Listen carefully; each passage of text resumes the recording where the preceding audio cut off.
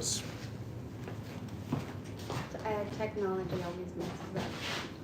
Okay, So well, to start off, we messed up. Yeah, and to start off, we messed up our mic. So Yes. we already ruined that and started that. So We're off to a anyway. rip-roaring start here. Anyway. Which means you'll probably have to talk louder. Oh my goodness. I don't think I can. So you want to start us off? Okay, so we started seeing. No. Oh, that's not what we're. Yep, there's an outline. Hi. You follow it in order. I'm Frank. And I'm Abby. And together we're Frabby Farm. Mm-hmm. Okay. So if you've been following this at all on Instagram, Facebook, YouTube, whatever, you've probably seen that there was a drastic shift over this last year. A lot less content, and then when it started picking up again, there was a lot of. Do you have to scoot this way a little? Do I need to? I have no Yeah, idea. because we're not centered right I'm probably half cut off on the frame. We'll find out later because I can't see it.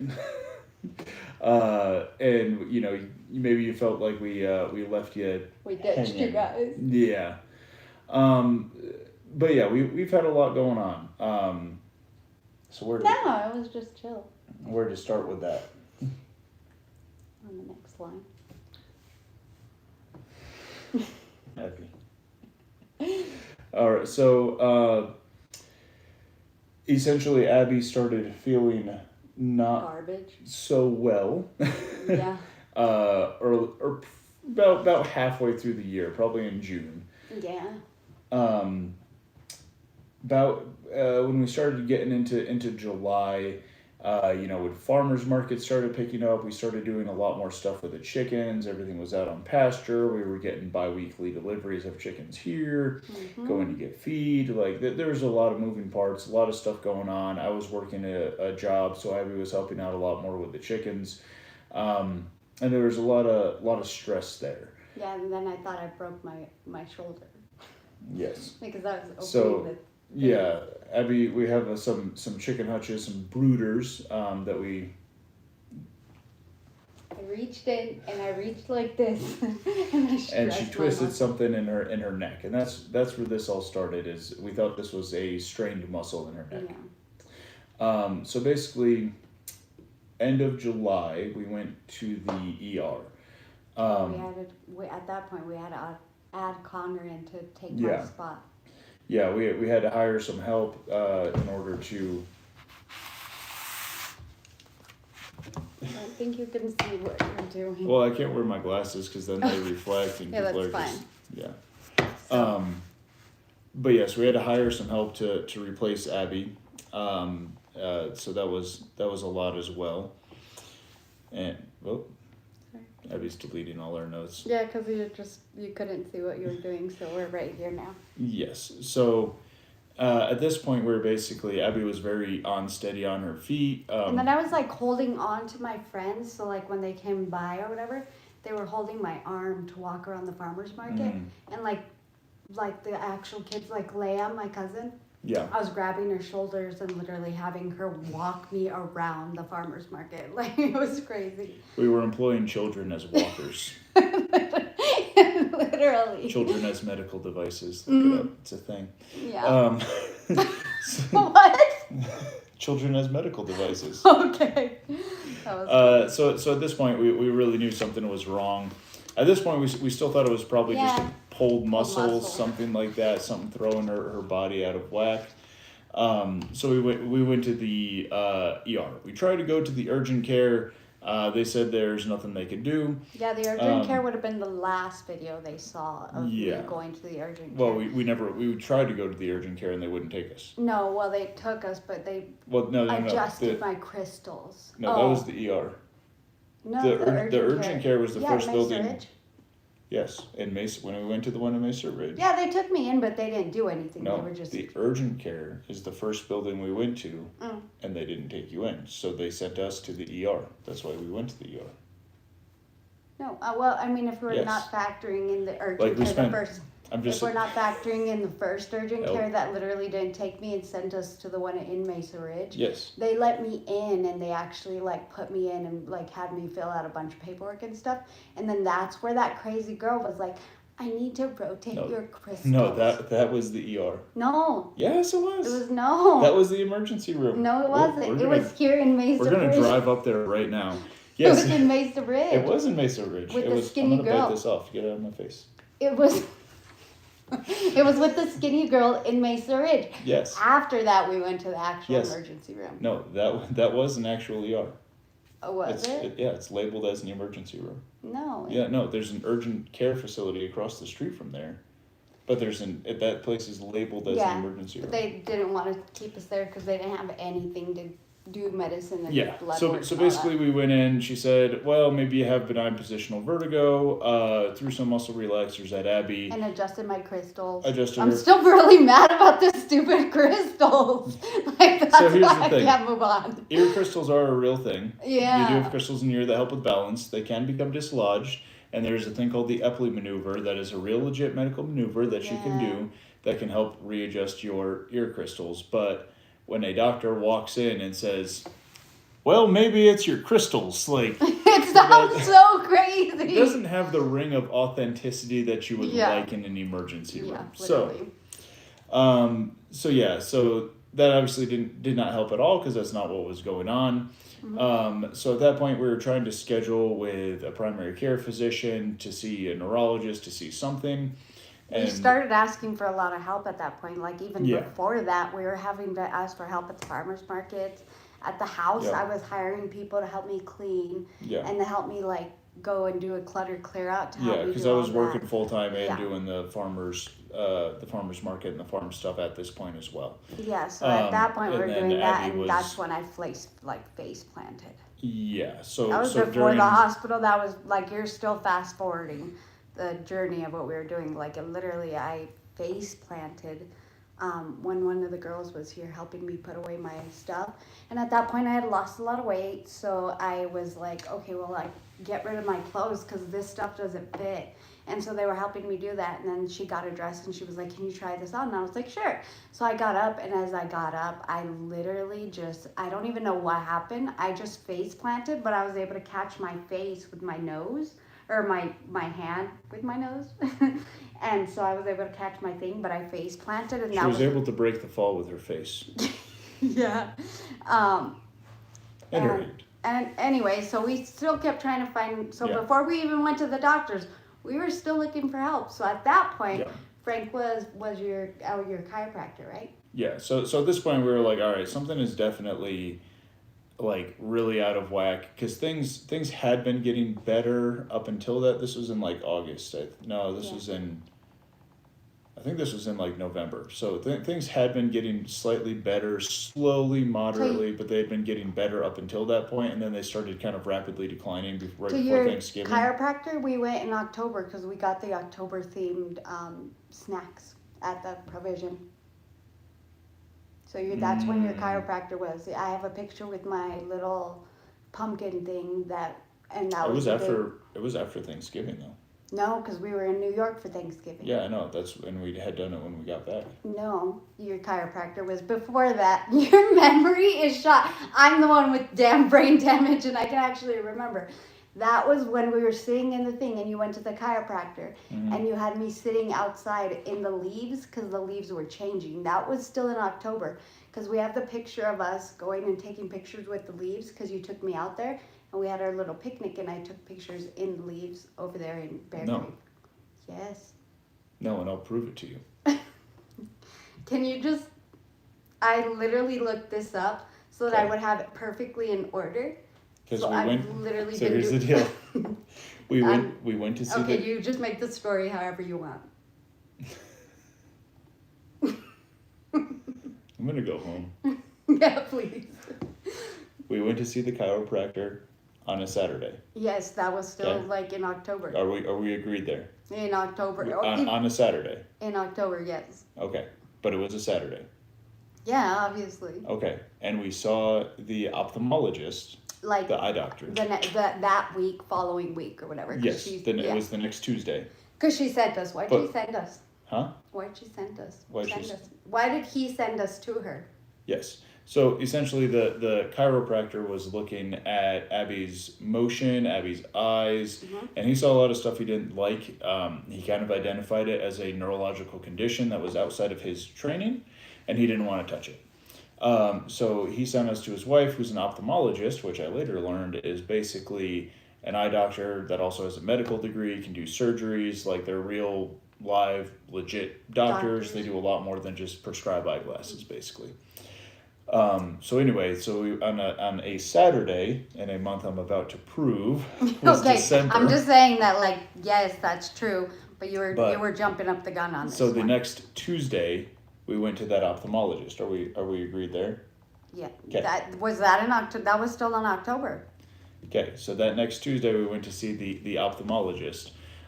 She did a whole bunch of eye exams on Abby, measuring her pupils, doing all this stuff, like seeing how she tracked, like looking at her range of motion and her eyes, all this crazy stuff. The thing that really cemented it for her was that she did a peripheral vision test, and Abby basically has cones of blindness, like on the top, bottom, and right side of her vision, which is consistent with damage on the left side of her brain because it's kind of this crossed wires type thing with the brain. Which kind of makes sense that everything that's been struggling this entire time has been my right side. Yeah. And then, so that basically told her there's either a brain tumor or or MS, multiple sclerosis going on in her brain, because that's what those symptoms are consistent with. And that's why she was really pushing for us to go to the emergency room and get scans done and get treatment, because she didn't want this to, like, if it's a tumor, obviously you want that out. But she wanted scans done and treatment done right away, and that is why we went on December 17th. We're pausing because I want room. no. We're pausing because we went to New York. We went to New York before we got all of the ophthalmologists. No. Okay, then we went to okay. So between the ophthalmologist and going to the hospital, at some point we went to Thanksgiving and Christmas where we got the wedding rings from your grandma. Do you?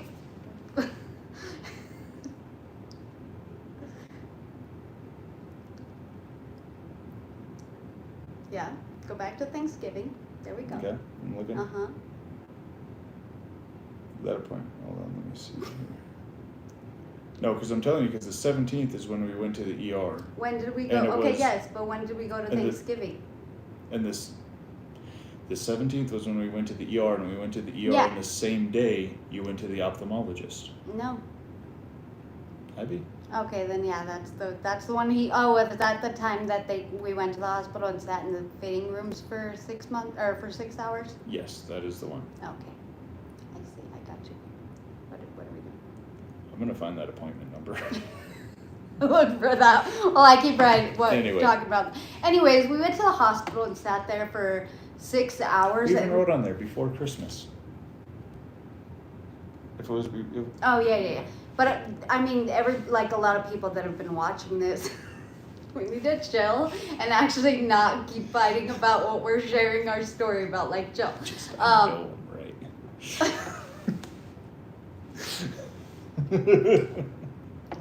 Okay, So, you share my story then. So You take over and share my story. I don't want to tell anybody.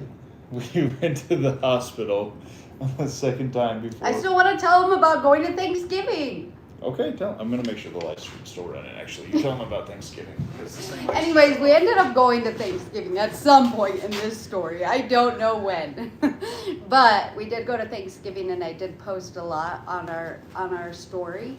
And we ended up going and making dinner for Frank's grandma. We took her a turkey because that's just very fitting for a Frabby farm. One of the turkeys we raised. No, you went corn-free, soy-free. And then we actually showed up, and my mother-in-law was actually doing very well at helping with us, getting food that we could eat and stuff. So we ended up finding a local farmer there that got us grass-fed beef, and we went shopping at World Market? Whole Foods. Yeah, Whole Foods.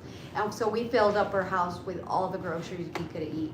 So that was fun. And then most of the time, I was just sunbathing. Like, I was walking outside sunbathing, and then taking walks with your grandma. And she was so cute and so supportive because she was seeing me walk and she would be like, go. Thanks. And then I would randomly, because she was walking on her little walker too, and then she would stop me and I would just throw myself on the floor. And I was like, I'm grounding. And she was like, okay. What was that thing you watched, Rosie's Rules? Where it's like, whenever I'm overwhelmed, I plop. And then I can get the next job done. Yeah, no, that was funny. So we had fun. And then we ended up getting wedding rings. So behind the side story is that we actually grew up in a church where wedding rings wasn't something they did. So we ended up going to his grandma's, and my mother-in-law had some wedding rings that were his grandmother's rings, and so she gave them to us. Yep. So we were able to get wedding rings. This guy's finger is kind of fat, so we had to actually take it to a jeweler when we got back, and he had to add so much gold. Comparatively. Yeah, whatever. So yeah, then we came home from Thanksgiving and had fun. Okay, now continue. So after that was this second hospital trip. Basically, the long story short, we went there. It was 6 hours of sitting in a waiting room. Yeah. About 10 minutes of actually getting a scan done. Another 20 minutes. Like, it was so silly because we went to this room, Abby's still wobbling and shaking, so it took us in a wheelchair, 10 minutes to get her changed, and we were in the room for a grand total of 25 minutes or something. And then they kicked us out. Yeah, and then they did some blood work and came back with the results, and they were like, well, it kind of sort of probably maybe looks like MS. And we were like, great, you gonna do anything? And they were like, no, just follow up with a neurologist at some point. And we're like, okay, well, she can't walk. Can you do anything about that? And they were like, here's some lorazepam for anxiety. Have a good day. Yep. So that's when Dr. Little really jumped in and saved the day. After that, actually, we went to go get more images done. Yeah. Well, she told us to go get, because we told her what they did. Yeah. She's like, they did nothing, and so she's like, go get MRIs. Yeah. And so she's actually been very thorough and following along with us and yeah, so she sent us the most consistent in all of this for sure. Yeah, she sent us immediately to get MRIs and stuck me in the tube. Yep. So stuck you in the tube. so Abby went, got some MRIs done, and our ophthalmologist actually called us back and was like, hey, I got your results. Do not like anything I see. I already contacted the on-call neurologist because this was New Year's, so it's the holidays, nobody wanted to be working. But she's like, I already contacted the neurologist, got a second opinion, you need to go in, get treated. Right now. Go. Get your bag, go. Oh, and she, on top of that, she actually called the hospital and told them, you guys didn't do what you were supposed to. Give me your head doctor. She got a hold of the head doctor that had been talking to me that time. Yeah. And she was like, yeah, you were supposed to do this, this, and this. So I'm going to send them back in, but you need to get her into a hospital room and talk to your main neurologist there at the hospital that night. Yeah. That's on duty, and literally lock down everything for us. Yep. She's awesome. But she made it happen. So that time Abby finally got in. That was our 2 nights and 3 days in the hospital. Yeah, then that's when they sent me into the room. Yeah. That was fun when the neurologist actually showed up and was trying to get information or whatever. He comes up at that point, and because obviously they were doing the MRIs. And then what's the thing that they did in my back? A lumbar puncture. That was fun. If you don't know, a lumbar puncture is also called a spinal tap, and they basically send a needle straight into your spine, and your spine has a... My back is getting tight, so I need your... No, give me your arm. Keep going. Okay. So basically just getting tight just talking about it. No. No, it's okay, I can literally tell you it's right where that needle was. Yeah. It hurts. Yeah. But basically, if you don't know, your spine has its own little protective membrane around it, and they basically puncture that and drain a little bit of fluid out of it to run some more tests. Yeah. And yeah, it's painful. It can throw off your balance. It can give you headaches. Well, it's still hurting you. So. That was pretty cool But- when they were pulling out the fluids or whatever. I was like, so what is that supposed to look like? And he's like, I can show you. So he got it and brought it in. He's like, you don't want it to look yellow, you don't want it to look red. And he gave it to me. That thing was the clearest thing I've ever seen in my life. Primo spinal fluid. If ever you need a spinal fluid donation, this is your guy. What? No. But yeah, so she stayed there 3 days. Basically, they ran a whole gamut we had of tests. we had New Year's. We spent New Year's there. Yeah. So we ate the turkey. We did not stay up to watch the ball drop. No, I was so tired. But my mom made us a dinner from the lunch that or the dinner we had already made. So we had turkey. I had a turkey cooking at the house already. Yeah. When the optometrist called, so we went to the hospital, did the whole thing, and I was calling her mom like, check on the turkey, what's the temperature? Yeah, and then we asked for her to pack a dinner for Yeah, us. she made us a bunch of nice sides, like oh, and they mashed brought me a bunch of potatoes and stuff snacks like too. that. Yeah, a bunch of snacks. So. Because at that point, that steroid that we're putting in was disgusting. Yeah. If you don't know, steroids, especially the ones she was on, Medrol, can really put like a gross metallic taste in your mouth, a little nasty. Yeah. But yeah, so we ended up still having our good little Thanksgiving dinner just at the hospital instead. The New Year's dinner, yeah. New Year's dinner. Yeah. I was confused because of the turkey. It's actually kind of crazy because the room they had me in, it wasn't the exact room, but that's the floor I actually spent a lot of time in when I was 15, because that's where my grandma had cancer and they were giving her treatments. So that window reminded me of a lot of that, because I would go stay with my grandma because my mom works, so I would have to jump in and help. And then at that point when I was 15, they actually got me a driver's license like really fast. My neighbors paid for me to get my driver's license early, so I got my driver's license when I was 15. So at that point I was driving from school, going and taking care of my grandma, and then taking her to all her appointments. So I actually, like, when I laid down in that bed and I looked, I was like, I actually slept on those, like, what are they called? You know where the window is, like the little, where the I would call it a windowsill, but I have a feeling there's a different name for it, but I don't know what that is. But I used to sleep on those windowsills or whatever to take care of my grandma and all that. So it was actually one of those, like, weird, like, whole circle moments where I was like, I've literally been here a lot of time.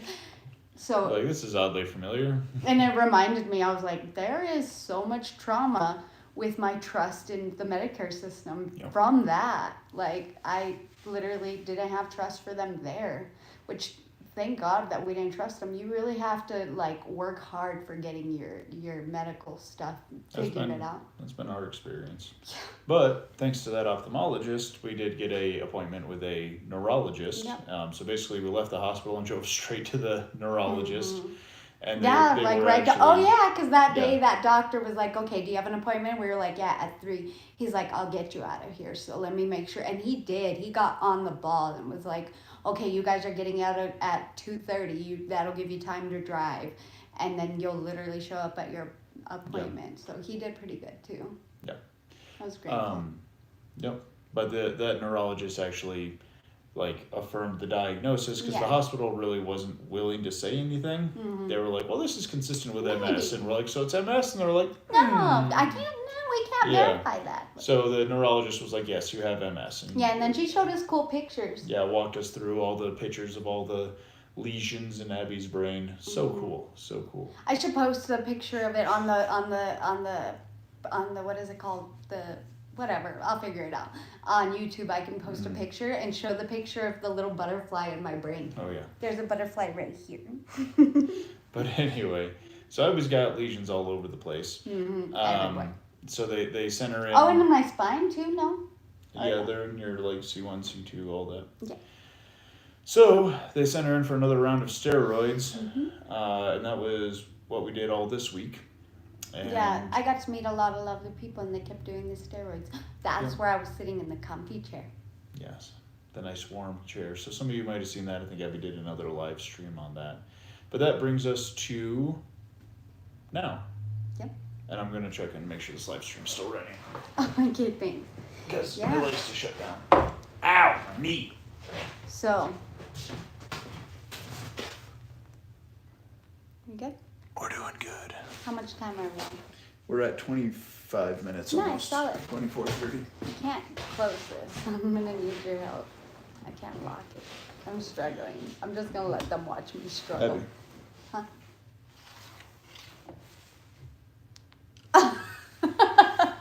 Yeah, cool. Anyways, but yeah, so I mean, so that's what was behind the scenes, but there's still a lot of stuff that was going on at home. Like Frank working through everything. We still have animals. We have Matilda. We have Obsidian. We had to get rid of Bucky. Mm-hmm. That was so He sad. just got too old and started having problems, and Yeah. it was time. He was an old one though. He was like good 10 years old, something like that. Yeah. Mama's is still alive. Yeah, Mama's is still kicking around. What else is still alive? We have our goose. She's great. Goose is doing great. Oh my gosh, tell him about her attacking the rooster. Oh my goodness. So we have roosters. We're not supposed to. We have roosters. He wasn't supposed to be a rooster. He turned out, yes. He decided to change his, what is it? When they try to sex change because they want to. So our rooster, re-identify one of our hens made the brave decision to transition and is now a rooster. So we're supporting him. We're supporting that decision. But we can't have roosters here, so they gotta go. No, so we gotta get rid of them. But that rooster is trying to do rooster things and jump on some of the hens, and our goose is the yard bouncer, and it does not like anyone jumping on the hens. So anytime one of the roosters tries to jump on one of the hens, the goose comes over and bites the rooster, and the rooster gets mad, and then the goose flares up its wings and gets real big and loud and starts honking, and the rooster thinks better of whatever it was about to do. Yeah. Oh, and then she's blocked. She's actually been able to protect a lot of the things.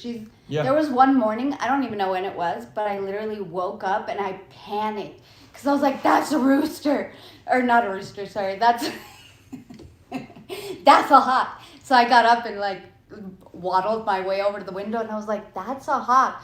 And then by the time I waddled my way and opened the window and stuff, she was already bouncing around there and getting that. Well, she had herded all the hens like underneath the tree, like under cover. Yeah, underneath the maple over there. Oh, no, it was in underneath the between tree. the maple and the fence. Yeah.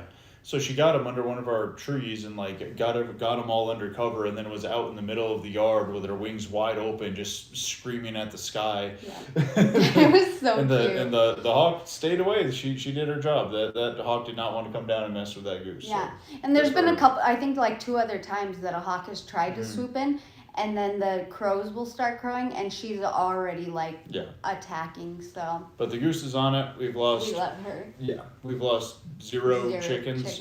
We just let them roam around the yard. So. We should lock everybody up so we can the hawk can kill the stupid rooster. Oh my, that was brutal. Maybe we're not gonna do that. No, we know a guy that likes roosters. He's got a few like pet roosters, and we're gonna send the rooster off with him. And Abby's then just being macabre for no particular reason, I think. Roosters. Okay, in my defense, my dad used to have a rooster and he wouldn't get rid of it, so we had the Humane Society come and give us a ticket or whatever. Animal control. Yeah. Humane Society doesn't give tickets. Oh. I didn't know that. Anyway, so the stupid rooster would crow. So now anytime I hear that rooster, I immediately go back to the moment when I was 16, and I was literally had to answer knocking on the door. Yeah, so it literally is an immediate. Come back with a warrant. Yeah, it's literally an immediate fear that I'm gonna get in trouble with the cops. So but I learned that if I put beats on my thing, I can't hear the stupid rooster. So, plans for the year. 2020. Oh wait, I forgot we have our koi fish. We still have them. Yeah, they're still kicking. They're still happy as can be. They're huge now. When we got them, they were this big, and now they're. Yeah, if you go back to some of the early videos, they were that little, but they're huge. Yeah. And is that all the animals? Yes. Our garden is dead right now because it's winter. It's cold. We don't have covers, so. Frank's already gone real deep into discovering what he wants his garden to look like. I got some plans for the garden. For the garden this year, so. Yeah. But sad news. I think we're cutting the main chicken operation. Yeah. That's not. We can't do it this year. With all this going on, I'm probably gonna end up in more of a caregiver role here, which is scary, but here we are, and we we'll just be worrying about recovering health for the time being, not trying to grow a business or anything like that. Yeah, it's kind of sad. Like our freezers are all full, like every single one. Yeah, we're taking care of, so everyone else can pounce in. No, because there's still a couple families that filled up their freezer at the end of our market and literally bought all their chicken to fill up their freezer until next year. Yeah, last year, so 2023, we still had stock into like January. We still had chickens.